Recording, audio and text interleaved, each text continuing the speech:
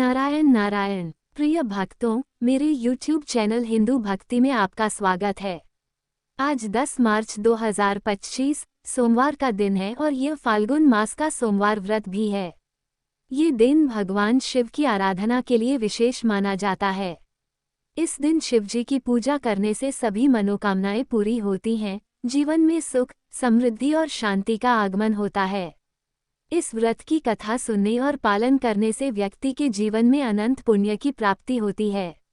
आइए इस शुभ अवसर पर सोमवार व्रत की पावन कथा सुनते हैं। बहुत समय पहले की बात है। एक नगर में एक धनवान साहूकार रहता था। उसका व्यापार दूर दूर तक फैला हुआ था और वह बहुत समृद्ध था। नगर में उसकी ख्याति थी, लोग उसकी ईमानदारी और दयालुता की प्रशंसा करते थे। लेकिन इस अपार धन संपत्ति और वैभव के बावजूद साहूकार के मन में एक गहरी चिंता थी। वह चिंता थी संतान न होने की। साहूकार और उसकी पत्नी संतान की प्राप्ति के लिए वर्षों से मनोकामना कर रहे थे, लेकिन उनका ये सपना पूरा नहीं हुआ था।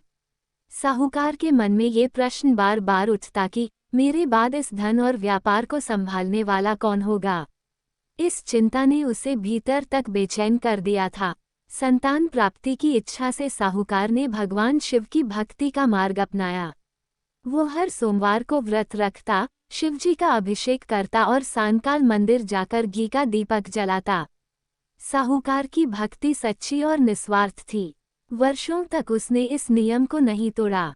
एक दिन माता पार्वती ने साहूकार की यह श्रद्धा देखी और भगवान शिव से कहा, प्राणनाथ, ये साहूकार आपका परम भक्त है।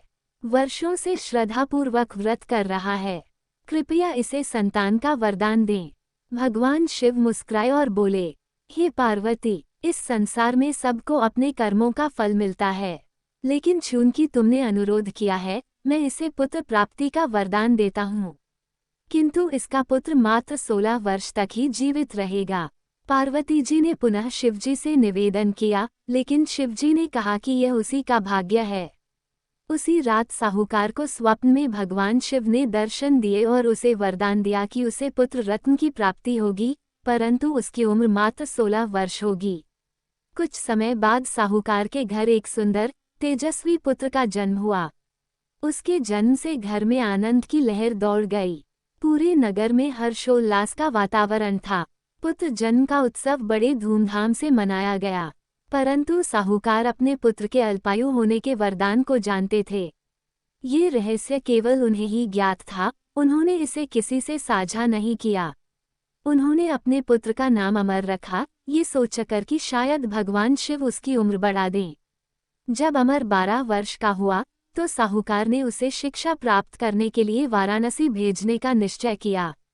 उसने अपने मामा दीपचंद को बुलाया और कहा, भाई, अमर को वाराणसी छोड़ आओ ताकि वो वहां शिक्षा प्राप्त कर सके।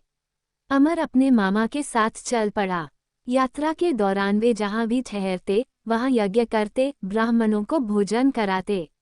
रास्ते में वे एक नगर पहुंचे, जहां राजा अपनी पुत्री चंद्रिका का विवाह कर रहे थे। संयोग से जिस वर से उसका विवाह हो रहा था, वह एक आंख से काना था। ये देखकर वर का पिता चिंता में पड़ गया कि कहीं राजा विवाह से इनकार न कर दे। तभी उसने अमर को देखा और सोचा कि क्यों न इस सुंदर युवक को अस्थायी रूप से दूल्हा बना दूं।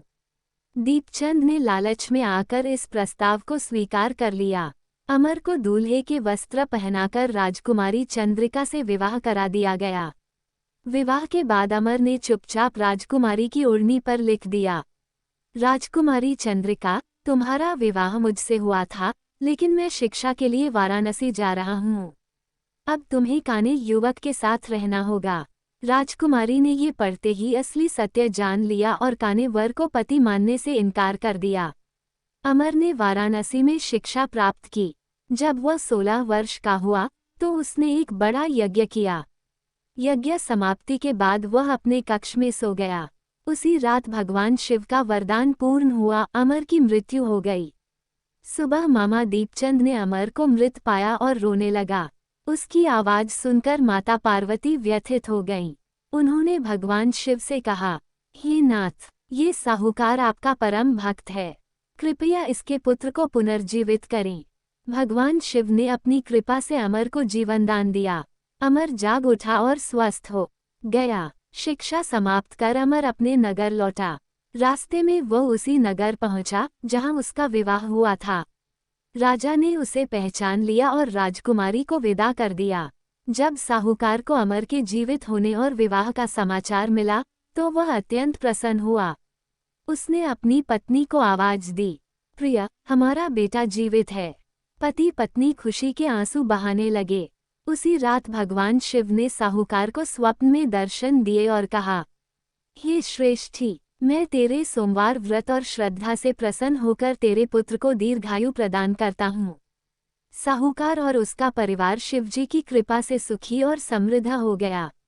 जो भी सोमवार व्रत करता है और यह कथा सुनता है, उसकी सभी मनोकामनाएं पूर्ण होती हैं।